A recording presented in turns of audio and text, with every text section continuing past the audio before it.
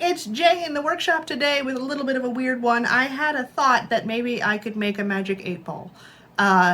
And so I went and looked up how magic 8-balls are made, and the short answer is they're not even hollow all the way through. It is just a column in the middle that is filled with fluid and then something floaty in there to float up to the top of the lens. And I was like, I have 3D models. I can cut, I need to not make this gesture. I can take a hollow core out of a 3D model, print it up, fill it full of something with a floaty d20, and maybe we'll get a magic d20 ball out of it, which would be really rad. So just gonna need acrylic and 3D print and 3D modeling today, so let's get to it and see how it goes. This is my intro song, why don't you sing along? Hey, let's see what's up this week, Shop J-Dog. Okay, so like a silly Billy, of course I forgot to actually video while I was experimenting to see if this would work, but this is basically an oversized d20 shape, and I have hollowed out a core in the middle and then left a little lip right around the edge here so we can make sure we seal it up really good, either with a piece of acrylic or with more resin. So that is basically what we're looking up for the shape. So I'm going to go ahead and get this into my slicer and get it supported. We should put some supports along the edges so it prints up really nice, and we'll get it printed and see how it turns out. There it is, all supported up from behind, and hopefully this will print up really nice and we can fill it up with probably baby oil and seal it shut. So we're going to go ahead and give it a print. It should take about 4 hours to print, and then we'll see how it turned out. Alright, so we have our piece here, which I need to finish curing. It's still a little tacky.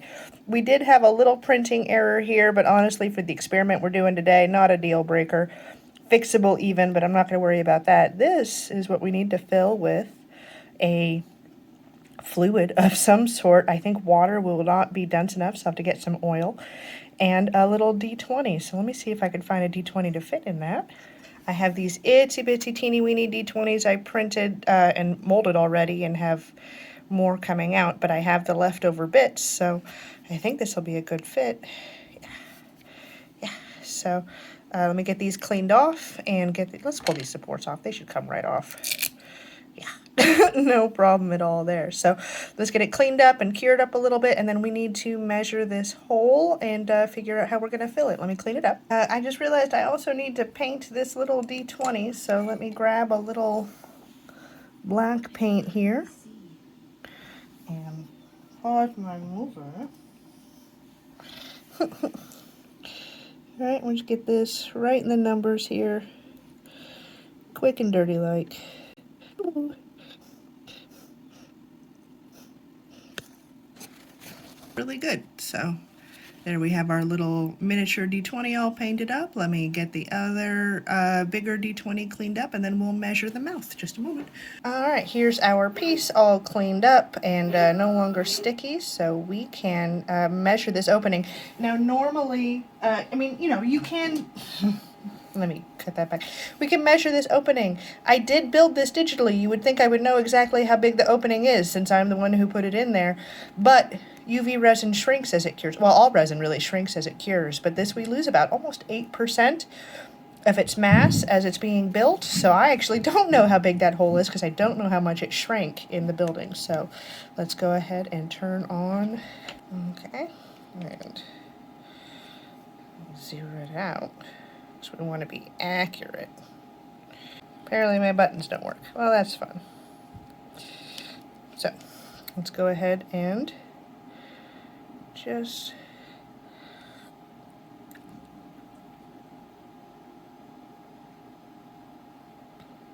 so it's about 12 millimeters. I couldn't get it to 0, and we're at negative 0.7 for start. So 12 millimeter opening, so we're going to cut a 12 millimeter circle out of some scrap acrylic, and then we'll see if it'll fit on our lid. We have a piece of scrap acrylic loaded into the laser machine. This is a 12 millimeter circle. Now here's a fun fact, the laser will actually cut away some material too, so this will probably end up just a little bit under 12 millimeters, but I'm hoping it'll still work for us. So we're going to go ahead and get this printed, and I'll show you what that looks like.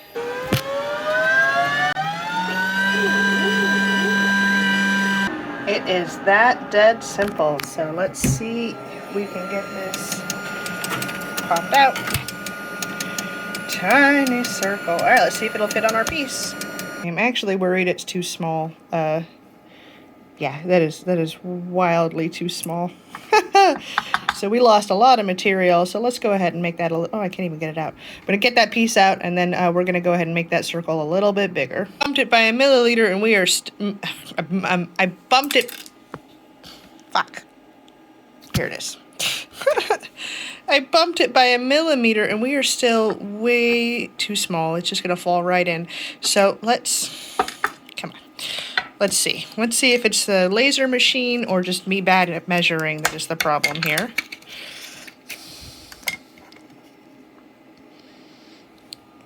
It is the laser machine, because that is supposed to be a 13 millimeter, and it is definitely 12. So let's go ahead and in fact less than, because remember we're starting at -7.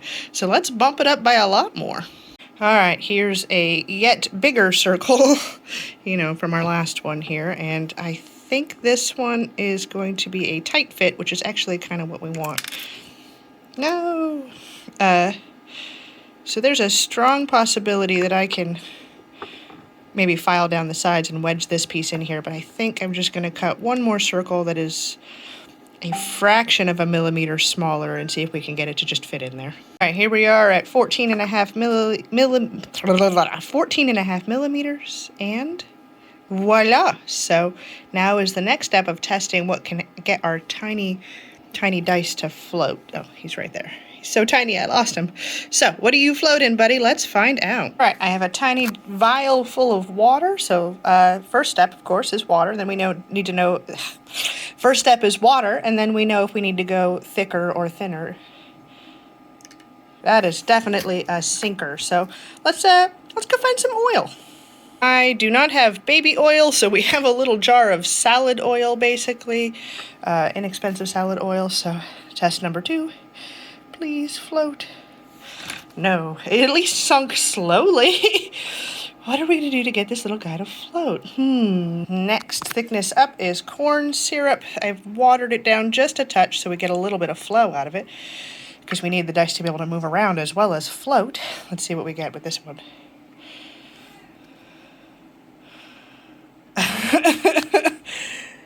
Is it floating or just sinking very slowly? I think it might just be sinking very slowly. I mean, let's put the lid on it and see if we can shake it up.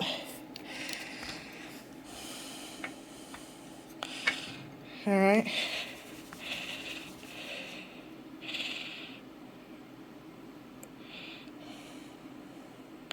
Well,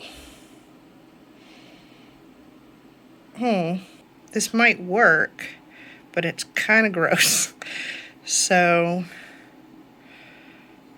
do we want to? You know what? Let's go for it. We'll pour some watered down corn syrup into this and seal it off with our little disc and hope it works. So now we have our corn syrup filled doodad, and then I'm going to take this little piece, our little circular piece, and I think I'm just going to try a little bit of UV resin to see if we can just get it to stay in place. I do not know how the corn syrup is going to interact with that, but hey, that's what prototyping is for, to find out stuff like that. All right, let me get this started. All right, we have our UV flashlight, and I think the UV resin's across the room. So I think, all right, let's try just putting a dab of resin around the edge. And see how we can seal that way. I feel like if we're gonna try and make it seal, we should play Kiss from a Rose on the Grave. There's an old person joke for you, so future me, as I attempt to just get it to go in. All right, my friend, please. Nice, actually. All right, so we have a lens, a little bit of a bubble. Let's go ahead and UV cure it so it'll stay in there. You can see this little bubble right here, but prototype. Doesn't have to be perfect, just has to be done. All right, so here we have a magic d20 ball and our little bit of dice inside. So let's give it a shake. Oh, gosh. I don't think it moved at all. Let's see. I think my next step is going to be to, yeah, it's just stuck in there, which is cool. I mean, don't get me wrong. We got a cool little lens going. But I think it might be worth attempting to, look at that big old bubble. But I don't think I can pop this out at this point. Let me see. Something's going to break if I try this, but.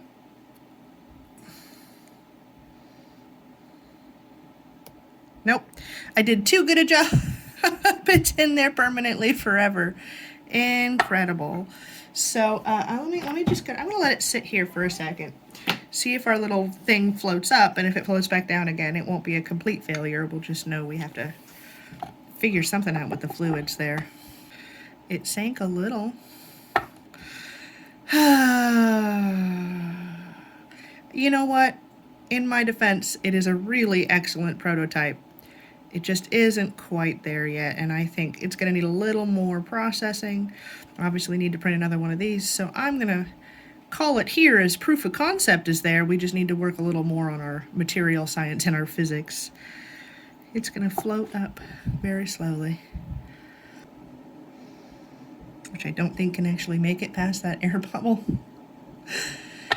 Oh, well. The answer is it goes bad but good. Like, definitely a lot of steps in the right direction, and a lot of my theories worked on the first try, which is always incredible. Normally it's a disaster from step one, but we got our lens in there, we have our d20 shape. It is definitely the miniature d20 in some fluid there, and I wish I could get this lens back off again so I could just rinse it out, but nope, to do it again I'm gonna have to reprint a whole new model and start over from scratch. But definitely a fun time, and you can still see it's just hanging out in there like, sup, preserved forever in corn syrup of all things. So it was a fun make though. I can't be mad about it. It is really cool. So I'm gonna go ahead and put this in my too failed to use but too pretty to trash box. And in the meantime, first, of course, you go take your meds, right? If you haven't taken your meds today, please go take them. This is your reminder to take care of yourself. Take your meds. And then if you want to help take care of me, of course, that means like, subscribe, turn on notifications, or don't. And frankly, I'm an adult and I can take care of myself too, so that's not a problem at all. But the one thing I do want you to know is that we make a lot of things in Shop J. Often a lot of interesting trash, but the only thing we ever strive to make every day is a great day. So peace, have a great one yourself. It's looking at you. It's got an eyeball going. It's with the lens scratched from me trying to dig out the d20 there.